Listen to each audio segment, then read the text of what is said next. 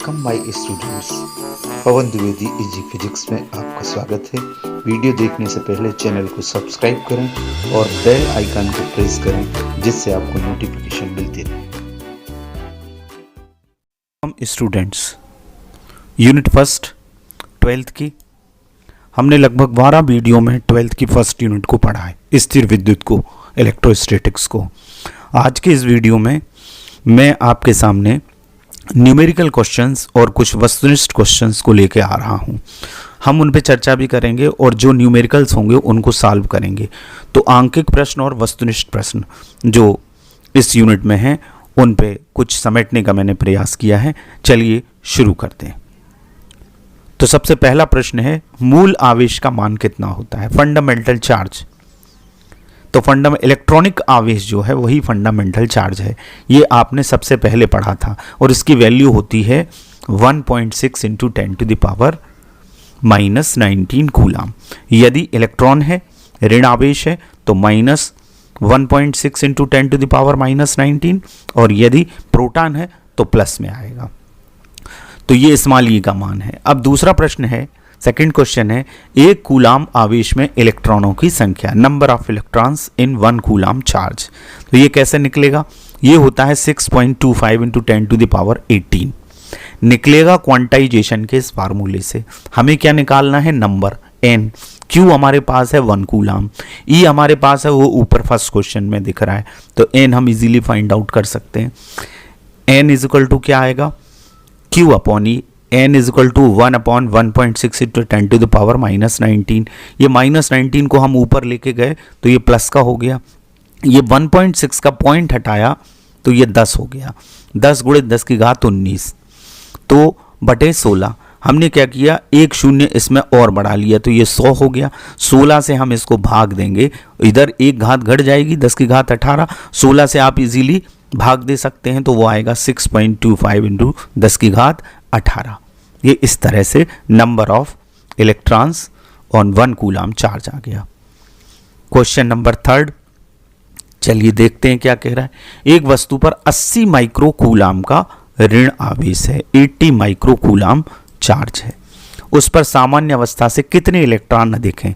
इसमें भी नंबर निकालना है। हम बस माइक्रो कूलाम को कूलाम में कन्वर्ट करेंगे।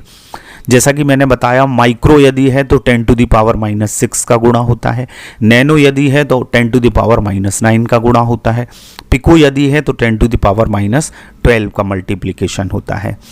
तो हम सबसे पहले Q को चेंज कर लें। 80 micro coulomb means 80 into 10⁻⁻6। E की वैल्यू ये स्टैंडर्ड है 1.6 इंटू 10⁻⁻19। अब हमें नंबर निकालना है।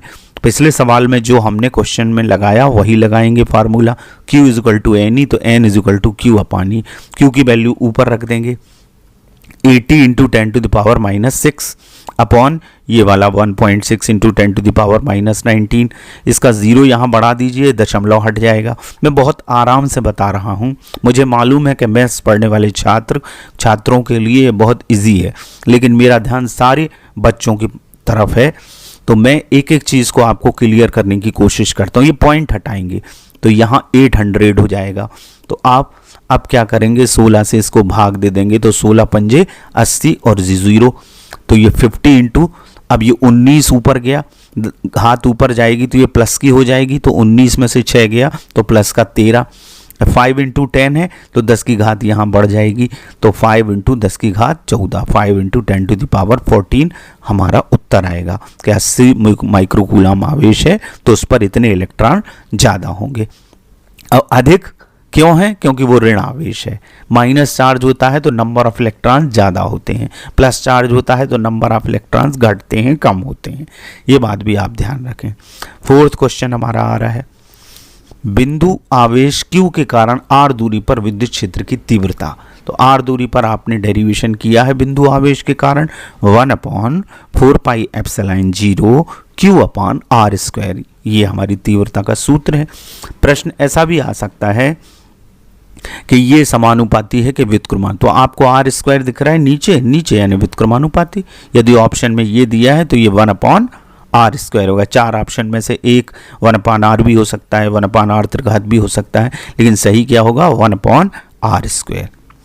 निर्वात की विद्युतशीलता का मान कितना होता है। ये भी हमने जब कूलाम्स लॉ पढ़ा था तब आपको बताया था 8.85 इंटू 10⁻⁻12 सी स्क्वायर मीन्स कूलाम स्क्वायर पर न्यूटन इंटू मीटर स्क्वायर, ये उसका यूनिट है, कूलाम स्क्वायर प्रति न्यूटन इंटू मीटर स्क्वायर, इसे ध्यान रखें। 6th क्वेश्चन हमारा ये है कि एक समान विद्युत क्षेत्र में किसी द्विध्रुव को क्षेत्र से थीटा कोण घुमाने में किया गया कार्य, और साथ ही हम 180 का भी आपको बता देंगे। तो ये कार्य का सूत्र है PE1 माइनस कॉस थीटा। इसमें एक डेरिवेशन हमने किया था tau equal to P sine theta. यदि मानक स्थिति से द्विध्रुव को घुमाया जाता है तो वो इसकी स्थितिज ऊर्जा कहलाती है। मानक स्थिति माने 90 डिग्री, और 180 से यदि हम घुमाएं तो वो उसकी स्थितिज ऊर्जा है। तो 180 से हम निकाल के देखते हैं, तो थीटा की जगह क्या रख देंगे 180। कॉस 180 की वैल्यू होती है -1 होती है, तो ये हो जाएगा PE1 माइनस -1 यानी 2PE, ये 180 में 2PE मिलेगा, और W का सूत्र हमारा ये है 1 minus cos theta. Next question पे हम चलते हैं। नेक्स्ट क्वेश्चन हमारा है वायु में एकांक धनावेश से निकलने वाला कुल विद्युत फ्लक्स होता है। अब फ्लक्स कैसे निकलता है, फ्लक्स निकलता है गॉस थ्योरम से, phi E is equal to Q upon epsilon 0।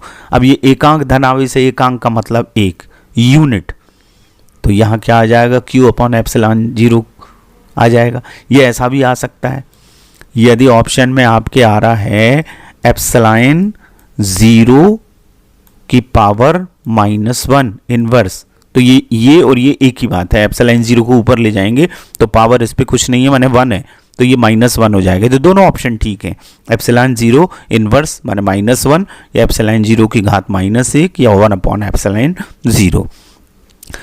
8th question है हमारा द्विध्रुव आघूर्ण P वाले द्विध्रुव के कारण इसके केंद्र से r दूरी पर विद्युत क्षेत्र की तीव्रता। तो आपने तीव्रता निकाली है केंद्र से r दूरी पर, अक्षीय स्थिति में भी निकलती है और निरक्षीय स्थिति में भी निकलती है, लेकिन अक्षीय स्थिति में कूलम कांस्टेंट आगे आता है 1/4 pi epsilon 0 2p upon r cube, r त्रिघात अक्षीय में, और निरक्षीय में आती है p अपॉन r क्यू, लेकिन r क्यू सम में आता है। इसका मतलब है E समानुपाती 1 अपॉन r त्रिघात या r की पावर -3। ये दोनों आंसर सही हैं, r त्रिघात के व्युत्क्रमानुपाती होती है। और बिंदु आवेश के कारण r वर्ग से ध्यान रखना। धातु का परावैद्युतांक कितना, अनंत। धातु का परावैद्युतांक क्या होता है, अनंत होता है। और वायु का परावैद्युतांक 1 होता है, कितना होता है 1 होता है।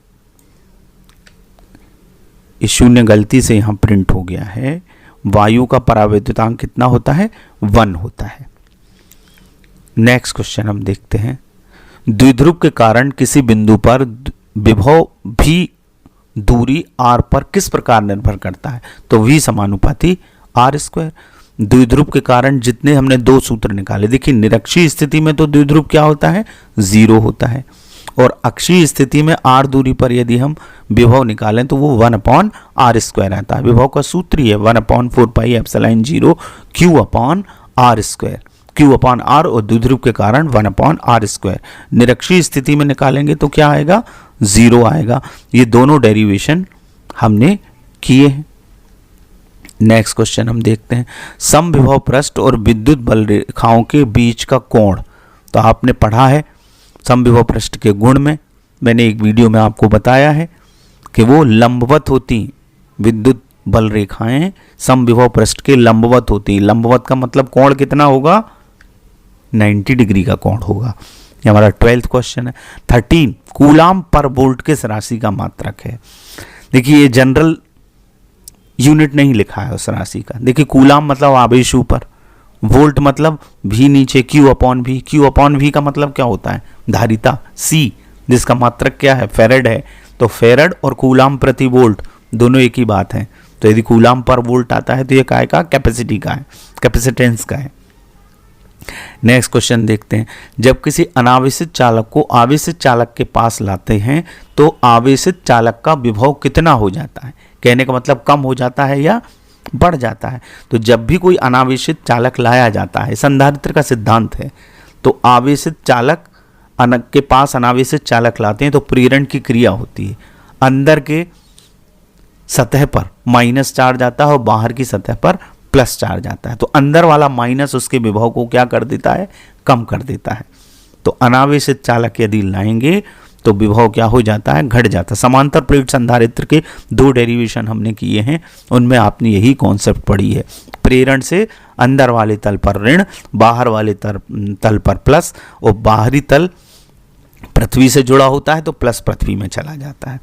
15 क्वेश्चन देखते हैं हमारा क्या आ रहा है। यदि 2 आवेशों के बीच की दूरी दुगनी कर दी जाए तो उनके बीच लगने वाला बल कितना हो जाएगा। सवाल ये कि 2 आवेशों के बीच लगने वाला बल, फर्स्ट यूनिट के फर्स्ट चैप्टर में मान लीजिए फर्स्ट ही क्वेश्चन है कूलम्ब्स लॉ।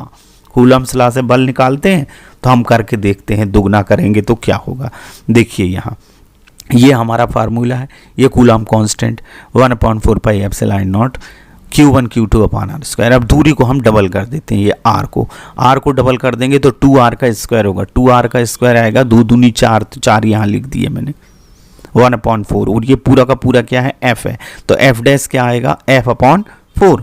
इसका मतलब है 1/4 गुना हो जाएगा, कम हो जाएगा, 1/4 गुना ये हो जाएगा। 15 हो गया। आगे बात समझ में, दूरी दुगनी करेंगे तो 1/4 गुना आएगा। निर्वात की विद्युतशीलता एप्सिलॉन 0 और परावैद्युत माध्यम की विद्युतशीलता एप्सिलॉन में क्या संबंध है, ये है relation, epsilon is equal to epsilon naught K. यदि हम यहाँ कांस्टेंट किसी माध्यम की बात करते हैं तो एप्सिलॉन 0 के बगल में हम के लिख देते हैं इस फार्मूले में। उसका कारण ये है कि वहाँ एप्सिलॉन आना चाहिए। माध्यम यदि है तो या तो हम लिखें 4 पाई एप्सिलॉन माध्यम की विद्युतशीलता, या हम लिख दें एप्सिलॉन 0 के, जहाँ के क्या कहलाता है, माध्यम का परावैद्युतांक। अलग अलग माध्यमों के परावैद्युतांक अलग अलग होते हैं। जैसे अभी वायु का बताया 1 होता है, धातु का क्या है, अनंत होता है, पैराफिन का जो है वो 2.25 और वाटर का होता है 78.2। तो अलग अलग माध्यमों के अलग अलग परावैद्युतांक होते हैं। नेक्स्ट क्वेश्चन देखते हैं। एक समान विद्युत क्षेत्र में खींची गई बल रेखाएं की कैसी होती हैं, परस्पर समानांतर होती हैं यदि विद्युत क्षेत्र समान है तो। नेक्स्ट क्वेश्चन 18 है। एक विद्युत द्विध्रुव पर नेट आवेश कितना होता है, ये 0 होता है, प्लस चार्ज होता है विद्युत द्विध्रुव पर और माइनस चार्ज होता है, प्लस Q और माइनस Q, और दोनों के बीच में बहुत अल्प दूरी होती है, मध्य बिंदु 0 लेते हैं हम, इसी से अक्षीय और निरक्षीय स्थिति सब हमने पढ़ा है। तो नेट चार्ज कितना होता है, 0 होता है। बराबर और विपरीत आवेश होते हैं, प्लस Q और माइनस Q। 19 क्वेश्चन पे आते हैं। पृथ्वी का विभव अनंत शून्य माना जाता है, पृथ्वी का विभव क्या माना जाता है, 0, उसी को डिफरेंस मान के हम चलते हैं। विद्युत विभव का विमेय सूत्र, ये हमने पिछले वीडियो में विभव का जो बनाया था आपको पढ़ाया था, उसमें मैंने निकाल के बताया। विभव mL2 t की पावर -3 a की पावर -1, ये एक्चुअली में W/Q होता है विभव का हमारा फार्मूला। तो इससे हम इजीली निकाल सकते हैं। W होता है mL2t -2, W का विमेय सूत्र है mL2 और t माइनस ये 2, और Q का आप जानते हैं AT होता है। Q क्या होता है, IT, I धारा और T टाइम, धारा और समय का गुणनफल आवेश कहलाता है। तो ये देखिए mL2 आ रहा है, T ऊपर जाएगा तो ये -1 बढ़ जाएगा, तो T -3 और A -1, इस तरह से ये आया। नेक्स्ट क्वेश्चन हम देखते हैं। 10 सेंटीमीटर के धातु के खोखले गोले पर 10 माइक्रो कूलाम आवेश एक समान रूप से वितरित है। इसके पृष्ठ पर 900 वोल्ट है विभव। गोले के केंद्र पर विभव कितना होता है। ये सारी चीज़ें जो दी हैं ये हमको कंफ्यूज करने के लिए दी हैं। जितना सरफेस पर वोल्टेज होता है खोखले गोले के, उतना ही केंद्र पर होगा, तो वो कितना होगा, 900 वोल्ट, 900 वोल्ट। कुचालक माध्यम की उपस्थिति का चालक के विभव पर क्या प्रभाव पड़ता है, नेक्स्ट क्वेश्चन है हमारा। तो विभव का सूत्र क्या है, 1/4 पाई एप्सिलॉन 0 Q/R, और ये हम किसकी, एयर की बात कर रहे हैं। कुचालक करेंगे तो हम एप्सिलॉन नॉट के लिखेंगे, इसका मतलब है वो 1/k गुना रह जाएगा। नीचे k आ जाएगा ना तो वो घट जाता है, 1/k गुना रह जाता है। k क्या है जिसमें? माध्यम का परावैद्युतांक है। 23rd में हम देते हैं द्विध्रुव की निरक्षीय स्थिति में विद्युत विभव। मैंने अभी चर्चा भी करी और आपको याद भी होगा, ये 0 होता है। द्विध्रुव पर बराबर दूरी पर जो हम निकालते हैं तो प्लस q से plus q 1/4 pi epsilon 0 q/r और उधर माइनस आ जाता है, दोनों कैंसिल हो जाते हैं, 0 आता है। विद्युत क्षेत्र में दूरी के साथ विभव परिवर्तन की दर आपने याद कर लिया होगा, इसको कहा जाता है विभव प्रवणता। E = -dV/dx। दूसरे शब्दों में विभवांतर बराबर तीव्रता गुणित दूरी, जिसका हमने उपयोग भी किया समानांतर प्लेट संधारित्र में। नेक्स्ट क्वेश्चन हम देखते हैं। 10 कूलाम के आवेश से किसी चालक के विभव में 2 वोल्ट की वृद्धि होती है तो धारिता उसकी कितनी होगी?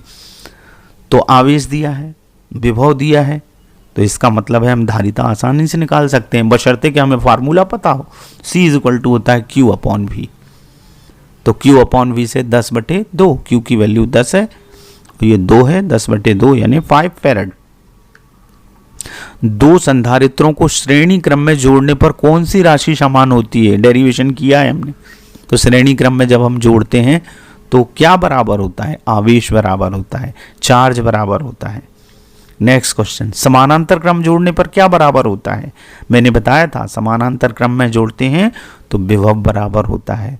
हर संधारित्र की प्लेटों पर विभव समान होगा, क्योंकि सारी प्लेटें 2 बिंदुओं के बीच में जुड़ी रहती हैं। तो जो 2 बिंदुओं के बीच का विभव होगा वही प्रत्येक संधारित्र पर होगा, विभव समान रहता है। श्रेणी क्रम में आवेश समान रहता है। 28वां क्वेश्चन है हमारा, 3 माइक्रोफैरड धारिता के 3 संधारित्र श्रेणी क्रम में जुड़े हैं तो परिणामी धारिता कितनी होगी? श्रेणी क्रम में जुड़े हैं, 1/c = 1/c1 + 1/c2 + 1/c3।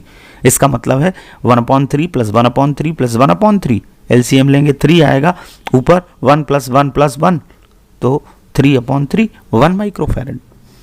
किसी आवेशित चालक में कितनी ऊर्जा संचित होती? तो आवेशित चालक की ऊर्जा का सूत्र है U = ½ QV। एक तो ये है, दूसरा ½ CV², इसलिए है Q = CV होता है।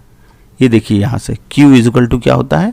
CV। C और V का त्रिज्या गुणा करिए तो यहाँ CV कर देंगे तो CV², और तीसरा Q²/C। ये भी हमने Q का रखा था, यदि V का मान रख दें यहाँ से तो ये Q/C रखाएगा इधर, तो Q²/C 1/2। तो ये 3 फार्मूले ऊर्जा के होते हैं। 30 क्वेश्चन है, क्या किसी बिंदु पर विभव शून्य हो परंतु तीव्रता शून्य ना हो? ऐसा होता है? जी हाँ, निरक्षीय स्थिति में विभव शून्य होता है परंतु तीव्रता शून्य नहीं होती, वो आती है 1/4 पाई एप्सिलॉन 0 P/RQ। लेकिन विभव क्या आता है? 0 आता है। अब हम डिटेल में कुछ न्यूमेरिकल जो NCERT की बुक में है, जो हमारी MP बोर्ड ने अडॉप्ट की है, उस बुक में कुछ न्यूमेरिकल्स हैं, उनको करेंगे। चलिए समझिएगा। पहला क्वेश्चन उसमें से ये है, वायु में एक दूसरे से 30 सेंटीमीटर की दूरी पर रखे 30 सेंटीमीटर दूरी पर 2 छोटे आवेशित गोलों पर क्रमशः 2 × 10⁻7 और 3 × 10⁻7 कूलाम आवेश हैं। इनके बीच में कितना बल लग रहा है? तो बल निकालने के लिए फार्मूला हमको पता है, कूलम्स लॉ। Q1 कितना दिया है? 2 × 10⁻7। Q2 कितना दिया है? 3 × 10⁻7। दूरी सेंटीमीटर में दी है, हम SI पद्धति में करते हैं तो हम इसको मीटर में कन्वर्ट करेंगे। 1 सेंटीमीटर में 10⁻2 मीटर होते हैं, क्योंकि 1 मीटर में 100 सेंटीमीटर होते हैं। 10⁻2 का गुणा होगा तो ये हो जाएगा 0.3। कैसे हो गया? आप चाहें तो बटे 100 कर दें तो 0 से 0 कटेगा और 3 में 10 का भाग होगा तो 0.3 आएगा। इसमें वैल्यू रख देंगे। आपको पता है 1/4 पाई एप्सिलॉन 0 की वैल्यू होती है 9 × 10⁹। ये 9 घात में है। और Q1 की वैल्यू 2 × 10⁻7, Q2 की वैल्यू 3 × 10⁻7। ये 10⁻9 है। आपको 109 दिख रहा होगा, ये पावर सही से नहीं लग पाई, ये 9 × 10⁻9 है। तो हम इसको हल करेंगे तो क्या आएगा? 0.3 का वर्ग, R की वैल्यू रख दी तो 0.3 × 0.3, तो ये 2 गुणित 10 की घात ऋण 7, ये 10 और 10 मैंने ऊपर कर दिए, पॉइंट हटा दिए इनके, 0.3 का पॉइंट हटा तो ऊपर इंटू 10, इस 0.3 का हटा तो इंटू 10। अब हम इनको गुणा कर लेते हैं। ये देखिए 9 ऊपर बचा, 3 गुणित 3 9, 9 से 9 क्या हो जाएगा, ये कैंसिल हो जाएगा, ये कैंसिल हो गया तो हमारे पास आ गया 2 3 6। अब देखिए 7 और 7 ये माइनस के 14 हो गए, और 9 और ये 2 10, 9 और 2 11, ऋण 7 और ऋण 7 घात जुड़ी तो ऋण 14, और ये 10 की घात 9 है, और 10 और 10 तो ये 2 घात हो गई, तो 9 और 2 11, और इसमें से 14 में से माइनस का 14 है, 11 प्लस का है, घात घटेगी तो 6 × 10⁻³ न्यूटन ये दोनों के बीच में बल आ गया। नेक्स्ट क्वेश्चन देखते हैं इसका अपन। दूसरा प्रश्न, ये एनसीईआरटी के बुक के क्वेश्चन है। 0.4 माइक्रोकूलाम आवेश के किसी छोटे गोले पर किसी अन्य आवेशित छोटे गोले के कारण वायु में 0.2 न्यूटन का बल लगता है। यदि दूसरे गोले पर -0.8 माइक्रोकूलाम आवेश हो तो दो बातें निकालना है। दोनों गोलों के बीच में दूरी कितनी है, दूसरे गोले पर पहले गोले के कारण कितना बल लगता है। अब देखिए बल हमें दिया है और दूरी निकालना है, फार्मूला तो वही लगेगा। ये Q1 की वैल्यू क्या दी है, 0.4 माइक्रोकूलाम, हमने इसको कन्वर्ट किया कूलाम में, 10 की घात ऋण 6 का गुणा, और -8 माइक्रोकूलाम हमने इसको कन्वर्ट किया, R दी है निकालना है, F दिया है 0.2 न्यूटन। फार्मूला हमने लिखा कूलम्स लॉ से, ये R² यदि इससे निकालें तो F कहाँ आ जाएगा, नीचे आ जाएगा। F जब नीचे आएगा तो इसकी वैल्यू 10 की घात 9, 9 गुणित 10 की घात 9, 1/4πε0 को। Q1 की वैल्यू 0.4 × 10⁻⁻6, Q2 की वैल्यू 0.8 × 10⁻⁻6, और नीचे F की वैल्यू 0.2 न्यूटन। अब हमने इसको सॉल्व किया तो क्या आया, ये 0.2 है और ये 0.4 है, पॉइंट से पॉइंट कैंसिल हो गया, ये पॉइंट से पॉइंट हमने कैंसिल कर दिया, 2 दूनी 4, यहाँ क्या आ जाएगा, 2 आ जाएगा, तो यहाँ आएगा हमारा 0.8 × 2 1.6 और 9। अब 10 की घात 9 और 6 और 6 12, ऋण 12 में से 9 गया तो 10 की घात ऋण 3। हमने इसको क्या कर लिया, 16 कर दिया, 16 किया तो 16 नम्मा 144, और 10 की घात ये ऋण 4 हो गए। अब R² था, ये R निकालना है तो इसके ऊपर क्या लग जाएगा, √, इसका वर्गमूल निकलेगा, तो 10 की घात ऋण 4 का 10 की घात ऋण 2 आएगा और 144 का 12 आएगा। यह आंसर काय में आएगा, मीटर में। 10 की घात ऋण 2 मीटर लिखा है, इसका मतलब है 100 का भाग हो रहा है, तो ये 12 सेंटीमीटर हुआ। 10 की घात ऋण 2 मीटर यानी 1 सेंटीमीटर, तो डिस्टेंस क्या आई हमारी, 12 सेंटीमीटर। तो इजीली हमने ये निकाल ली, तो फार्मूला वही है, ये 12 सेंटीमीटर आ गई। नेक्स्ट क्वेश्चन हम करके देखते। अच्छा, इसका बी और है, दूसरे गोले पर पहले गोले के कारण कितना बल लगता है। अब देखिए एक गोला जितने पर बल लगाता है उसको वेक्टर F12 कहते हैं, वो बराबर होगा F21 के। तो दूसरे गोले पर पहले गोले के द्वारा आरोपित बल भी कितना होगा, 0.2 न्यूटन। नेक्स्ट क्वेश्चन हम देखते हैं।